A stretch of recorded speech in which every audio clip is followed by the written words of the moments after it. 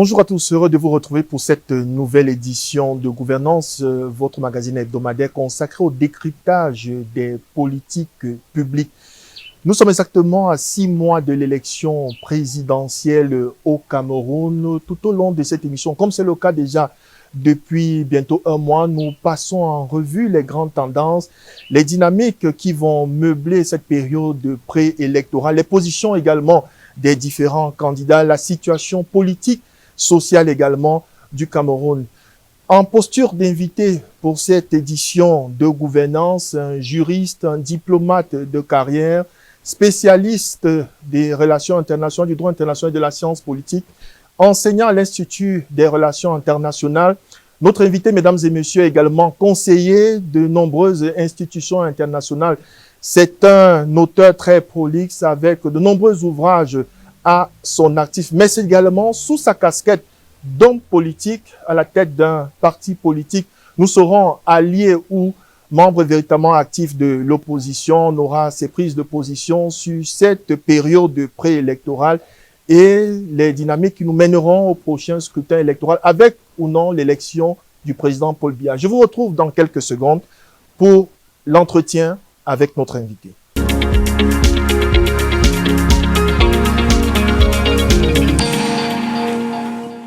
Invité à la tribune de gouvernance sur MyMedia Prime ce dimanche, le professeur Jean-Claude Chandatom, professeur ou président. Bonjour et bienvenue sur MyMedia Prime. Bonjour. Alors, j'ai envie de vous demander comment se porte, pas seulement le président, l'homme politique que vous êtes, mais votre formation politique, le MPDR, comment se porte votre formation politique? Nous sommes à 6 mois d'élection présidentielle. Nous nous portons bien. On vous entend pas beaucoup, président. Vous êtes... Écoutez, nous ne sommes pas dans les bruits de casseroles. Nous sommes dans la médiation. C'est de ça que le Cameroun a besoin en ce moment. Quand on fait de la médiation, on ne fait pas beaucoup de bruit. Nous n'avons pas pour objectif les batailles de rue, les batailles de plateaux de télévision. Nous avons pour objectif de réconcilier les Camerounais, de les amener à dialoguer. Tout ce qui fait la paix ne fait pas beaucoup de bruit. C'est ça le MPDR. MPDR, la médiation, est-ce une position médiane, une troisième position? Vous n'êtes donc pas rangé. Est-ce qu'un parti allié au régime Biya ou vous vous définissez comme un parti d'opposition? Il y a un troisième courant qui est né récemment, les partis de proposition. Quelle est la position réelle du MPDR? Les partis de quoi? De proposition. C'est des Chinois ou... C'est pas la question, je comprends pas très bien. C'est un troisième courant. Ah, vous demandez courant par rapport à quoi? Par rapport au Cameroun? C'est une position médiane. Nous sommes Camerounaises et Camerounais. Nous sommes pour le Cameroun. Notre position, c'est la paix, c'est le dialogue au Cameroun, c'est la réconciliation. Nous ne rejetterons personne. Ah, je comprends votre question finalement. Vous voulez nous mettre quelque part? Ben écoutez, s'il y a des Nigérians ou des Sénégalais, des Chinois qui ambitionnent de gouverner le Cameroun, ben nous disons non. Si c'est des Camerounais, ben écoutez, quelle que soit leur coloration, quel que soit leur camp, quelle que soit leur étiquette, leur casquette, leur chapelle, nous sommes avec les Camerounais. Ne cherchez pas à nous ranger quelque part. Nous sommes avec tous ceux qui sont pour le Cameroun, avec tous ceux qui veulent la paix, tous ceux qui font le dialogue et la réconciliation. Maintenant, attendez, quels sont les objectifs? Construire le Cameroun, le déconstruire, attiser les haines? Non. Nous sommes pour ce qui est pour le Cameroun. Cette histoire de camp me donne froid au dos. Essayez de rentrer dans les années 90 pour lire un peu les expériences que nous avons eues. Je pense qu'aujourd'hui, vous avez suivi les débats après la profanation de certains martyrs. Vous vous rendez compte qu'en fait, tous les Camerounais aiment leur pays. Il n'y a pas un seul qui n'aime pas son pays. Et je crois qu'il faut éviter cette histoire de camp, d'ostracisation, de radicalisation sectaire. Demandez aujourd'hui à 10 Camerounais quelle est votre position par rapport à Ruben Omniobé, Douala Rodolphe Mangabel, Paul Samba, Ernest Wandier, Moumier, ainsi de suite. Vous comprendrez et vous diront, mais c'est des nationalistes, c'est des patriotes. Nous respectons leur mémoire. Et vous savez que jusqu'à jusqu'aux élus de la nation, jusqu'au chef de l'État. On a, en 91, voté une loi. Vous savez très bien, la loi du 16 décembre de réhabilitation des martyrs. Je pense, restons dans ce qui est positif. Restons dans ce qui est camerounais, dans ce qui est dans le sens de nos intérêts communs et collectifs. N'allons pas chercher des divisions, ainsi de suite, quelle que soit l'année. Alors, j'entends beaucoup parler de 2025 et après. Le Cameroun n'existera plus. 2025.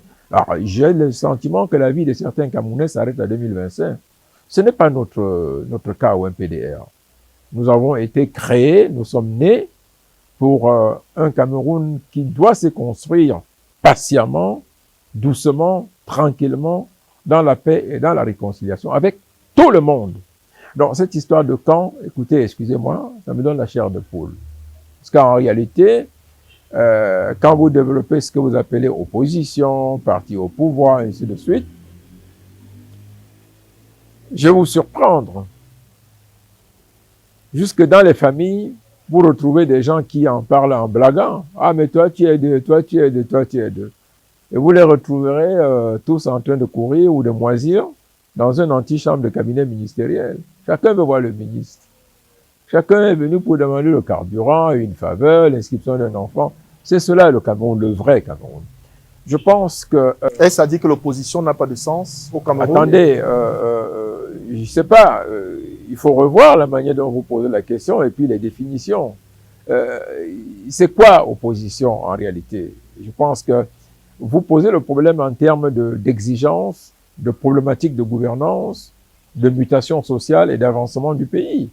Vous voulez dire, je crois, si je lis dans votre pensée, entre les lignes, des gens qui aimeraient le Cameroun plus que d'autres, qui demanderaient que tout soit fait tout de suite, qu'on renverse la marmite, que le couvercle soit en bas et puis le bas soit en haut. C'est bien de cela qu'il s'agit, je ne sais pas. La question est surtout, on va dire, en phase avec une certaine exaspération qui semble grandir chez les Camerounais, de l'intérieur comme de l'extérieur. On parlera tout à l'heure de la diaspora. Parlant d'un camp, allons droit au but, professeur. Parlons d'abord du régime au pouvoir. Oui. Certains Camerounais estiment le président Biya, âgé de 92 ans, dont 42 passé au sommet de l'État, Oui. un peu plus de 50 ans Oui. d'expérience, 60 ans d'expérience de la haute administration. Certains estiment qu'il est temps de passer la main et un mandat de plus, un septennat de plus, qui fera 49 ans, pratiquement un demi-siècle, ce sera un mandat de trop. Quelle est votre position? D'abord, je veux vous dire assez franchement, je ne vais pas rentrer dans des redéfinitions académiques. Il y a une différence nette entre régime et système. Le système camerounais, il est construit comme il est depuis même avant les indépendances par la colonisation. En réalité, on a eu très peu de mutations, très peu de changements. Vous et moi, nous sommes nés dedans, nous y sommes encore. Maintenant, vous me posez la question par rapport à l'évolution du pays et à la problématique d'un changement à la tête de l'État. Rien n'est éternel, monsieur. Ah, rien n'est éternel. Je crois que même sans être chrétien, pasteur, curé ou choriste dans une église, tout le monde sait que rien n'est éternel et que tout est vanité. Alors, vous avez parlé du système qui nous gouverne. Parlez de système et non pas de régime. Je pense que si vous parlez de système, je vous dirais qu'un système ne se change pas en un jour. Ça, c'est très important. Les hommes du système sont des générations entières. Le chef de l'État actuel, Paul Biya, appartient à un système et à une génération dans ce système. Son temps va venir à sa fin. Et il ne m'appartient pas, il ne vous appartient même pas à vous de déterminer quand est-ce qu'il doit partir. La Constitution définit les conditions d'éligibilité d'un président de la République, les conditions de son éviction en cas de défaillance et sans doute les conditions de régulation, de réglementation, de gestion, de programmation, n'est-ce pas, des consultations électorales. Alors, en 2025, il y aura de très grandes consultations électorales impliquant bien évidemment la tête, le changement à la tête éventuelle, à la tête de l'État. Vous me parlez de 43 ans, de 60 ans d'expérience et tout. je vous dirai sans aucun détour qu'en citoyen, en patriote, en homme avisé, je considère, moi également, qu'après ce long temps, le président doit se reposer. Ça, c'est mon avis. Maintenant, le président Biya doit se reposer. Si, c'est mon avis. J'estime qu'il a donné le meilleur de lui-même. C'est très important. C'est quelqu'un pour qui j'ai beaucoup de respect, pour une raison élémentaire. Il n'est arrivé au pouvoir ni par un coup d'État, ni par des manigances quelconques. J'ai entendu parler de Mitterrand, de tout ça, non. Ça a été un brillant et bon serviteur, un bon collaborateur, loyal, intègre et disponible. Je pense qu'Aïd l'avait préféré pour cela, et simplement pour cela. Il faut déjà lui reconnaître ça. Maintenant, est-ce que c'est à moi de définir quand est-ce qu'il doit s'en aller, quand est-ce qu'il doit se sentir lui-même, n'est-ce pas, n'être plus en mesure d'assumer les hautes charges, les responsabilités qu'incombe cette position à la tête de l'État? C'est à lui seul d'en déterminer. Est-ce que quelqu'un doit dire, en dehors de son parti, parce que c'est la loi des partis, il faut le savoir, aujourd'hui on est devenu un système multipartiste. Le président Paul Biya est le président du RDPC. Que disent les textes de ce parti en ce qui concerne le choix du candidat? Il me semble que ça dit bien que le président du parti est le candidat. Jusqu'à preuve du contraire, je ne sais pas. Je ne pense pas, à mon avis. Peut-être que vous êtes informé. Moi, je n'ai pas encore l'information que le RDPC a changé les textes. Jusqu'à preuve du contraire, c'est le candidat de ce parti. Je ne m'y mêlerai pas. Ça, c'est très important. En tant que citoyen, bien évidemment, je peux émettre une opinion périphérique, une opinion personnelle qui repose sur les paramètres que vous avez définis tantôt. Est-ce qu'à partir d'un certain âge, un certain temps de service, la retraite n'est pas une sanction, la retraite est un mérite. C'est une proclamation de joie, c'est d'ailleurs un état de célébration et d'extase pour tout le travail, pour le service rendu. Je ne déciderai pas. Il y a beaucoup de hauts fonctionnaires qui sont en poste, qui demandent des prolongations tous les jours. Certains n'arrivent même plus à marcher, mais ils vous disent, je suis là, je veux continuer à travailler. Alors, si le président de la République décide ou a décidé d'être le candidat de son parti, et si les militants de son parti ont accepté cette éventualité, si ça marche selon leurs règles internes, Sanda Tomé et le MPDR n'ont pas à interférer dans les affaires internes d'un autre parti. Président Sanda Tomé, jetons un regard sur le camp d'en face, l'opposition, les autres partis, allons acteur après acteur, commençant par le deuxième à l'élection présidentielle de 2018. Je vous ai présenté au début de cette émission, et c'est votre casquette, vous êtes un juriste spécialiste du droit international. L'une des questions aujourd'hui qui semble mobiliser l'attention des Camerounais, notamment des militants, par exemple du MRC, c'est sur l'éligibilité du président Maurice Kamto dans une formule d'alliance avec un parti désormais dirigé par un ancien parlementaire du SDF. La question du mandat impératif, pour le juriste que vous êtes, est-ce que vous pouvez nous apporter des éclairages là-dessus? Est-ce que aujourd'hui, l'honorable Mithieu, de par sa formation politique, est en capacité d'accorder l'éligibilité au président Maurice Kamto? Parce qu'on a le sentiment que si, tel qu'on écoute les acteurs de ce camp-là, si ça ne passe pas, ça risque d'être encore une situation de tension politique. Écoutez, j'avoue que vous me prenez là sur une question d'actualité évidemment très sensible, mais à mon sens assez claire, assez banale et assez simple. Il faut lire la loi. Que dit la loi? Paraît fondamental. Vous avez parlé du MRC, vous aurez pu parler d'un autre. Bien évidemment, le professeur Maurice Kamto, pour qui j'ai une admiration fervente, c'est un éminent universitaire qui l'a prouvé à différentes occasions, nationalement et internationalement. Maintenant, alors, il semblerait, n'est-ce pas, que ce qui se dit, c'est que d'ailleurs c'est un constat qui est fait, qu'il ne soit pas allé aux dernières élections municipales et législatives. Il semblerait que, et c'est un constat encore là, que les textes, la loi dit que pour y aller, il faut avoir au moins un élu. C'est ça, c'est bien cela. Ou alors réunir un certain nombre de de signature de personnalité à travers le pays. Voilà. Maintenant, est-ce que le professeur remplit ces conditions? C'est ceux qui lisent la loi, vous et moi, pouvons apporter une réponse. Alors, d'un autre côté, bien évidemment, on a vu que, par exemple, lors de la dernière élection, le jeu qui s'est produit à propos du candidat Cabral Libi, n'est-ce pas, qui au dernier moment s'est raccordé sur un autre parti pour se présenter. C'est bien cela. L'investiture. Alors, je vais vous dire mon sentiment personnel en tant que patriote. Nous devons tout faire pour éviter à notre pays des désagréments électoraux.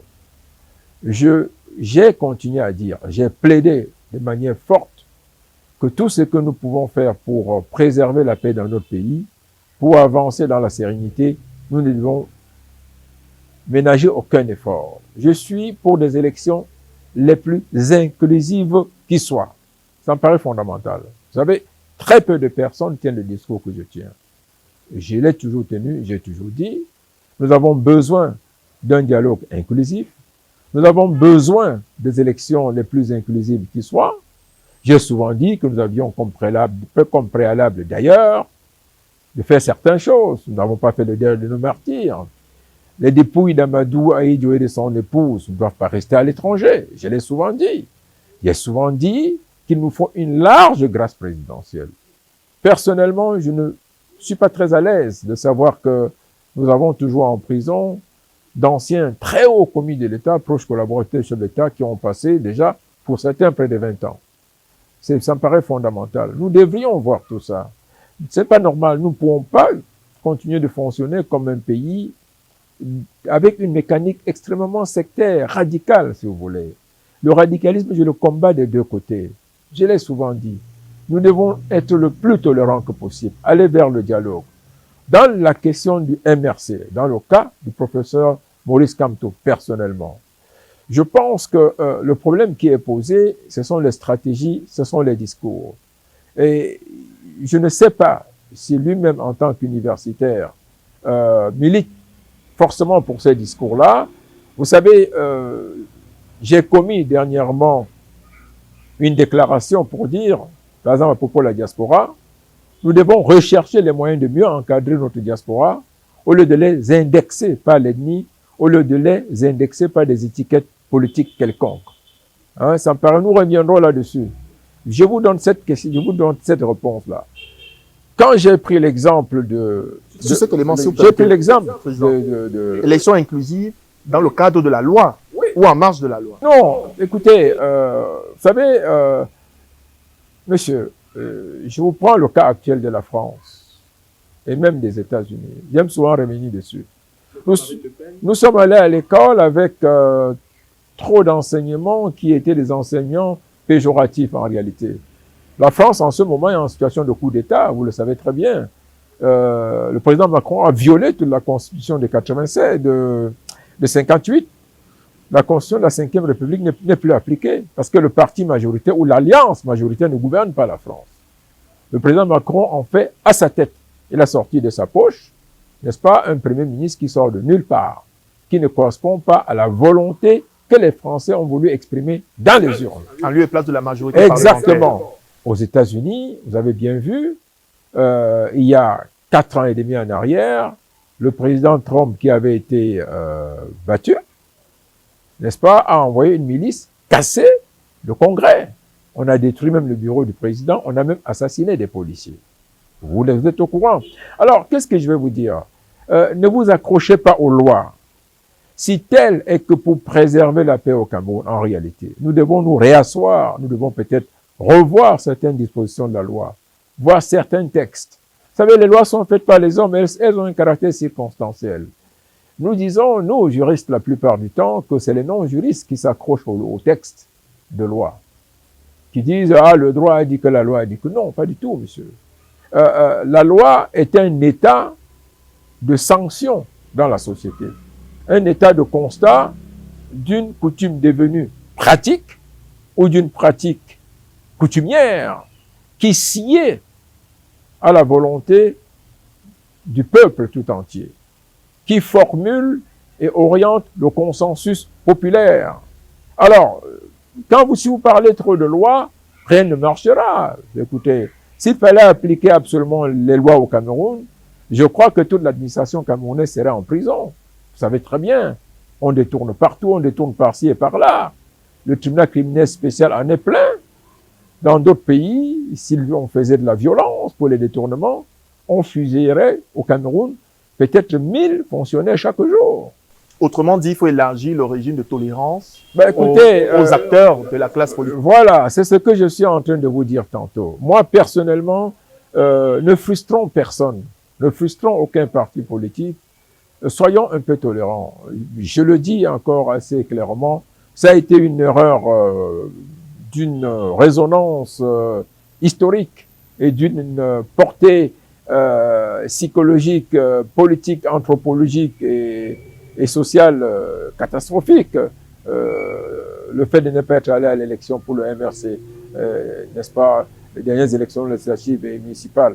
Mais vous ne pouvez pas, je m'interdis de juger ce que fait un parti politique de ce que fait un leader politique. Peut-être qu'à l'époque, le président, le professeur, n'avait pas suffisamment mesuré les implications. Il peut avoir été manipulé par des forces qui, effectivement, voulaient la situation actuelle. C'est fondamental, parce que nul n'est infaillible, si vous voulez.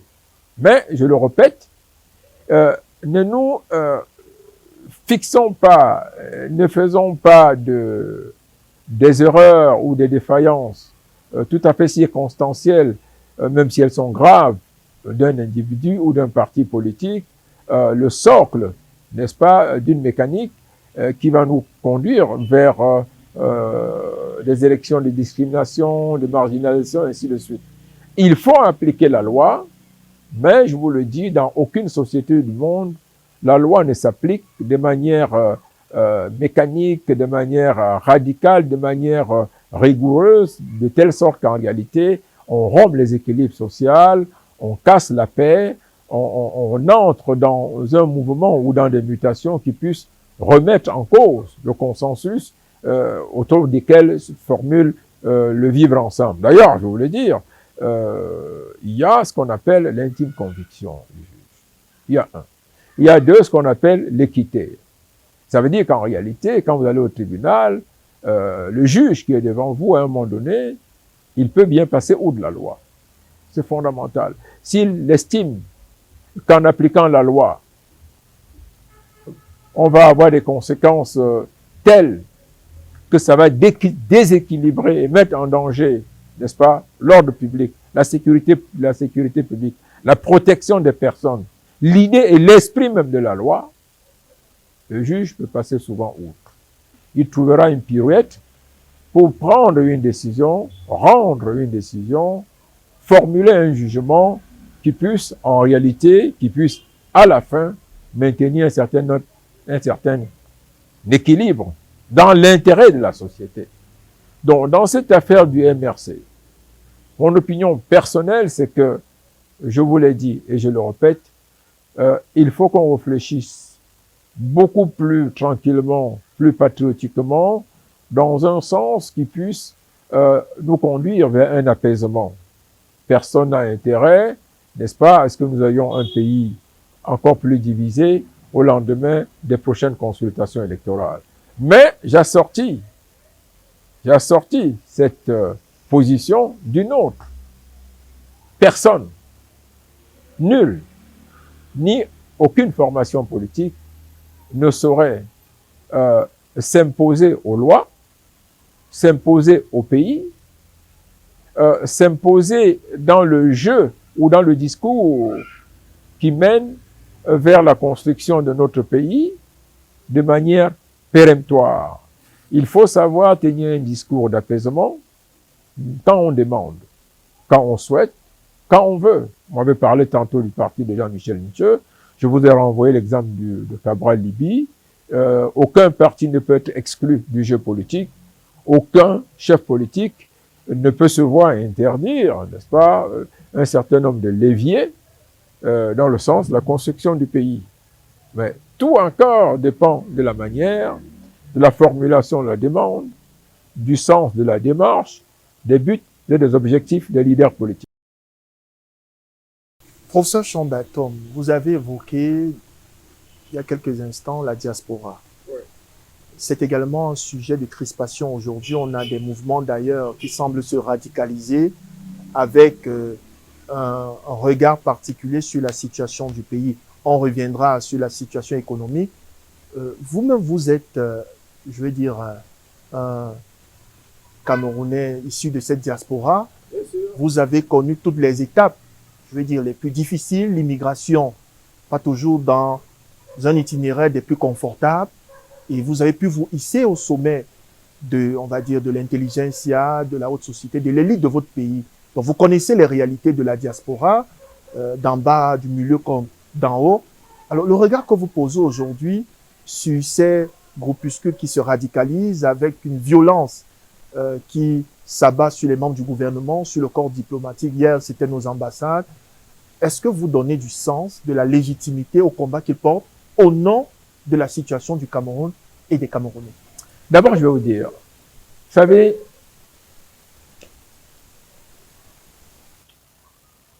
quand on parle parfois de l'UPC, par exemple, et je crois que c'est sur cela que quelqu'un comme Elimbi Lobe s'est accroché. Il a existé l'UPC, y compris avec un embryon d'armée de libération nationale. Parce que ce que les Camerounais doivent comprendre, nos enfants, l'UPC n'était pas engagé dans la lutte armée, on la lui a imposée. Mais, après un temps, et au nom de ce que certains individus se revendiquaient du nationalisme indépendantiste, des gens qui n'avaient rien à voir avec cette lutte, avec l'UPC, ont commis des actes terribles, organisé des tueries nocturnes et tout, qu'on mettait sur le compte de l'UPC. Alors je vais vous dire, vous avez parlé de la diaspora et des violences, ainsi de suite. Moi, j'ai été dans l'immigration. J'ai milité dans toutes les organisations de gauche, progressistes les plus radicales qui existaient à l'époque où j'étais étudiant en Europe. Nous avions à cœur de faire porter la voix de l'Afrique, des souffrances de l'Afrique, dans le monde entier. Nous voulions nous faire entendre par nos gouvernants et indiquer ce que nous considérions comme leur faute,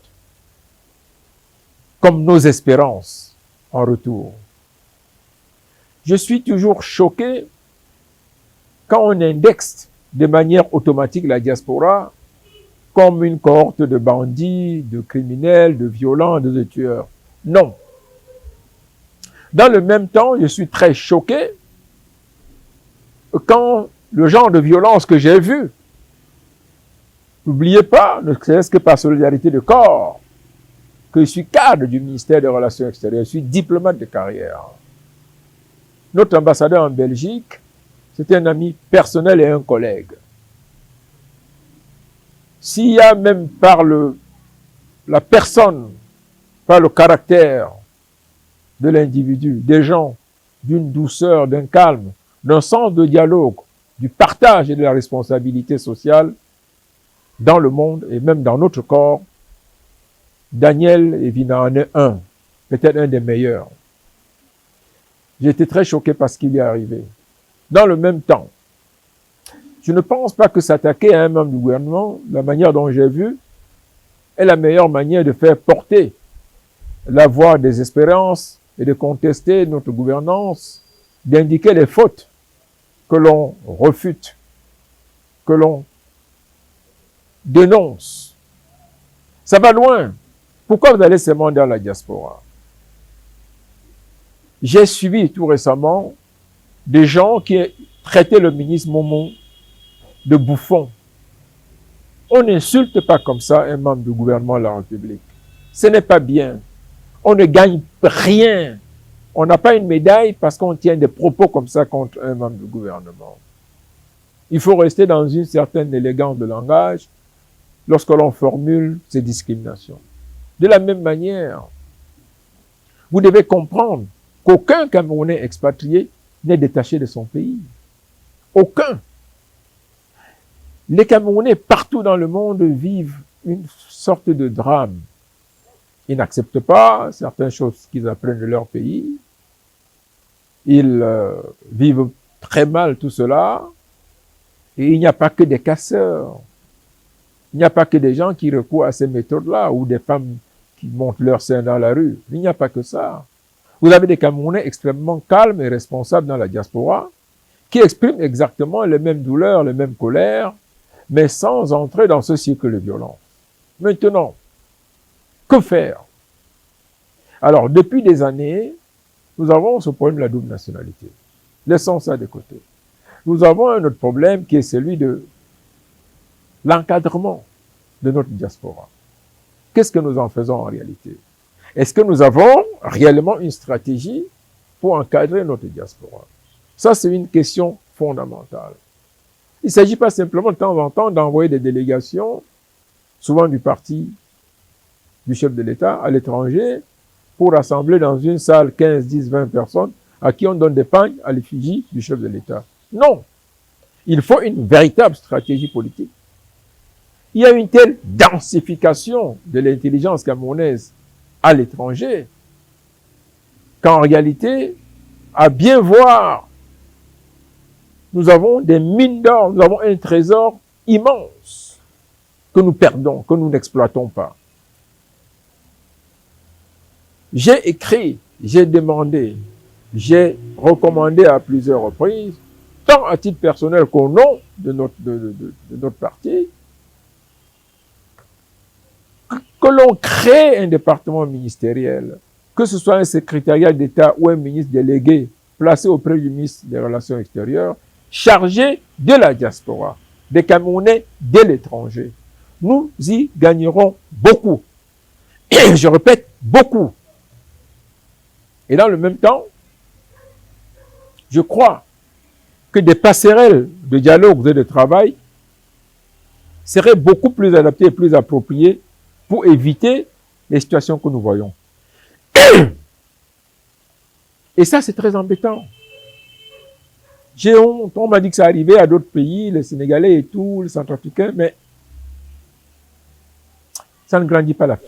Cette mine d'or dont vous parlez est constituée, ces Camerounais, ce sont des médecins, ce sont des spécialistes de nouvelles technologies, ce sont des ingénieurs qui rechignent à un moment à venir investir, à retourner au Cameroun, parce que les conditions ne sont pas toujours, disent-ils, les plus favorables à leur réintégration dans les circuits économiques, par exemple, ou professionnels au Cameroun. Écoutez, je n'ai pas l'habitude de la langue de bois. La situation est effectivement suffisamment grave sur le plan des pratiques de certains de nos gouvernants pour choquer aussi suffisamment certains de nos compatriotes qui résident à l'étranger. Quand vous entendez qu'un ministre signe un titre foncier le matin, l'annule à midi, le rétablit à 18 h, l'annule à nouveau à 20 h.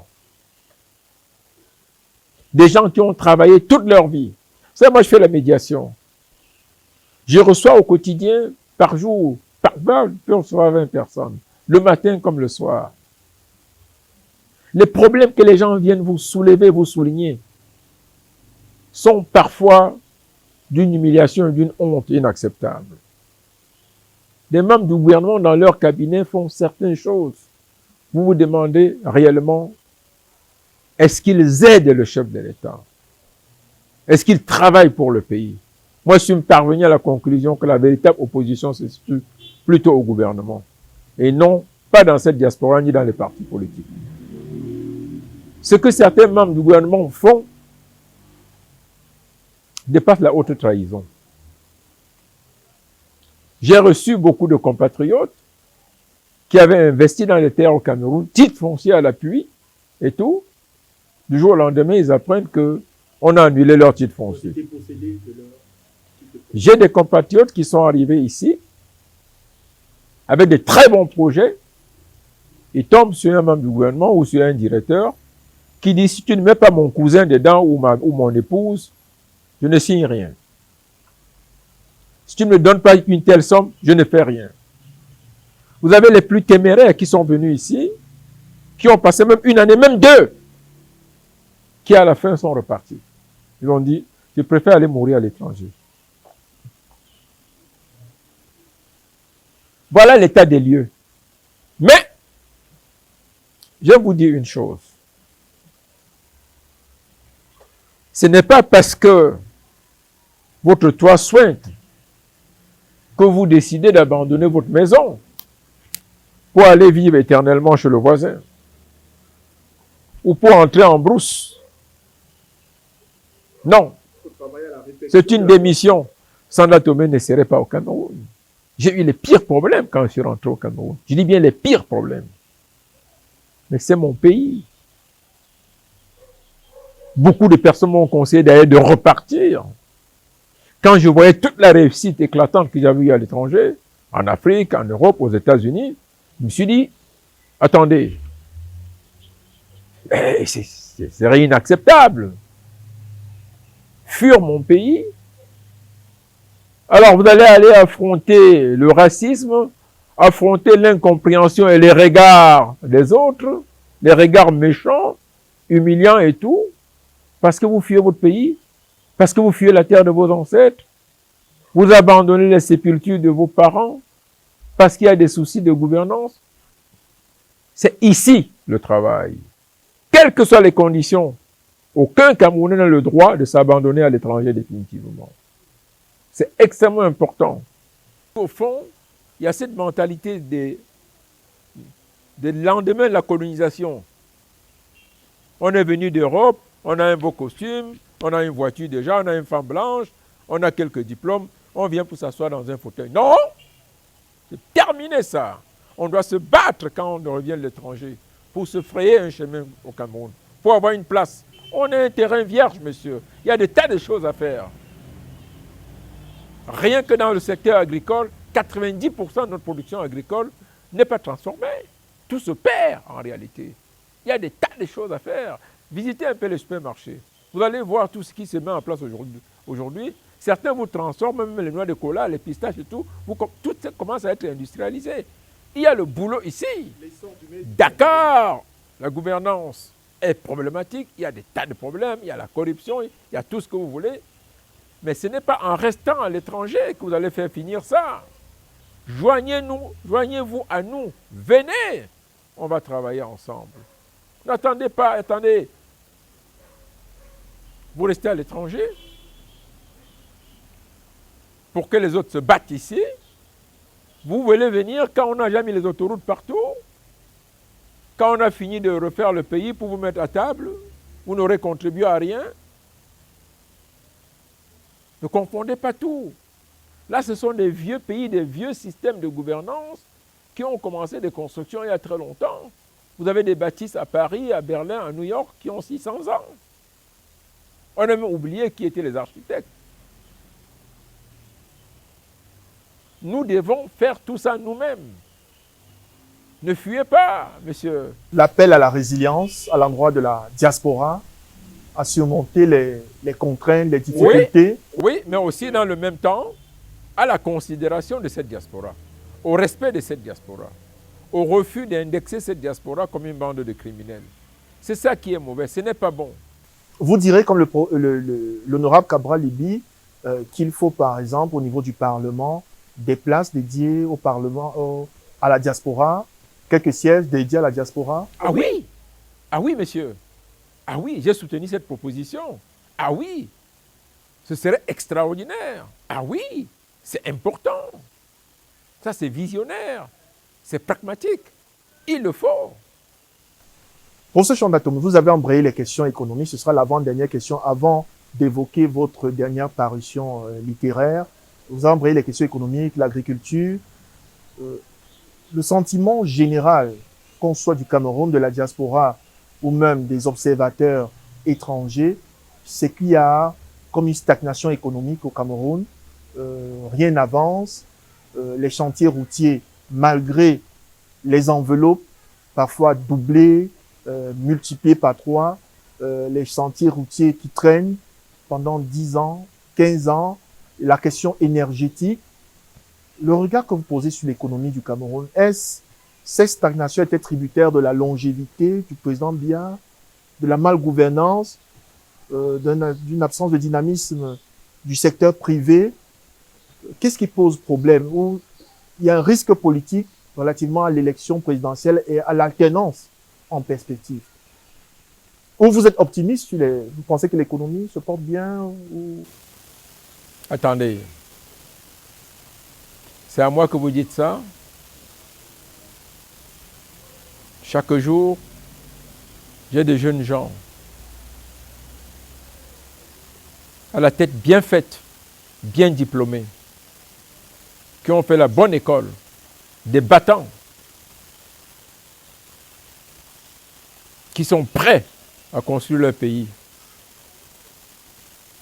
mais qui trouvent ou qui ont le sentiment que toutes les voies sont bouchées, minées, bloquées. Quand vous recevez une jeune fille avec un bac D qui est passée par toutes sortes de formations et qui se retrouve maintenant dans la rue à faire courtage d'assurance chez des truands qui ne lui donnent aucun salaire, qui profitent d'elle. Quand vous recevez un jeune homme qui, preuve à l'appui, vous montre des amis qui étaient derniers en classe, qui sont à des hautes fonctions dans les services publics. Quand vous avez tout ça, et qu'en réalité, une petite étude simple vous montre qu'au moins 70% des diplômés, des bons diplômés, n'ont pas d'emploi. Et que pour 80% autres qui ont un emploi, les 2 tiers ne sont pas à leur place. C'est des emplois précaires de survivance. Quand vous parcourez nos rues à l'intérieur des villes, année après année, que rien n'a changé, tout a plutôt régressé. Alors, j'allais vous demander, au-delà de ce diagnostic, très rapidement, nous allons vers la fin, nous avons moins de 5 minutes pour terminer. Si on vous demandait en tant que leader politique, sur quel levier on peut aujourd'hui mettre l'accent pour le décollage économique du Cameroun? Rappelons que nous sommes en 2025, le président Biya a fixé le cap pour l'émergence en 2035, nous sommes donc à 10 ans. Le Cameroun est passé de plans, de stratégie, après ça on a eu le DSRP, le DSCE, désormais c'est la SND 30. On a le sentiment que cette succession de plans de développement n'apporte rien en termes de transformation structurelle de notre économie. Si on vous demandait à vous, pour ce champ d'atome, sur quel levier on devrait appuyer pour un décollage, au-delà du diagnostic que vous faites, il est objectif sur les questions morales et éthiques, la question des hommes, de la qualité des hommes, la gouvernance, sur le plan strictement économique. L'énergie, l'agriculture, les infrastructures, tout ça mis ensemble.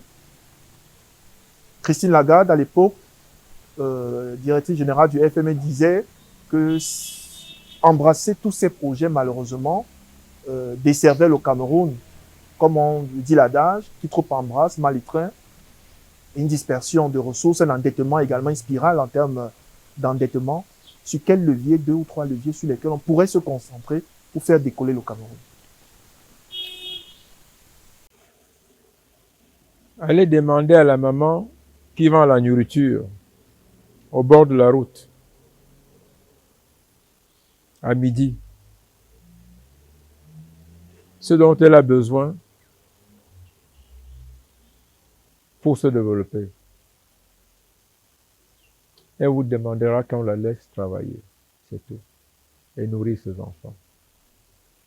Le reste, c'est des grands discours de gens qui ont les diplômes, les DSE, les plans des programmes, les tatati et tatata. C'est des histoires. Laissez travailler les Camerounais et soyons un peu plus honnêtes. C'est tout. Nous avons besoin d'un gouvernement du peuple, par le peuple, pour le peuple, et rien que pour le peuple, pour le Cameroun. C'est tout. Le reste, c'est des grands babadas et c'est des grands discours. Séminaire par-ci, séminaire par-là. On n'a pas besoin de ça. Demandez à la maman qui vend la nourriture, au petit boutiquier, à la colboxeuse, au mototaximan, à l'enseignant, même aux fonctionnaires. Ce qui nous manque, c'est la justice sociale. C'est tout. Et la liberté de travailler. C'est tout. Nous ne pouvons pas construire un système où ce qu'on appelle l'administration publique en réalité tue le travail, empêche le travail, vole le travail et détruit le travail. Prostitue même le travail. Il n'y a pas un miracle pour cela. Laissez tomber les histoires de longévité du président, de qualité du gouvernement, de partis politiques. Non. Laissez les Camerounais travailler. C'est tout ce qu'ils demandent pour avancer, pour être bien.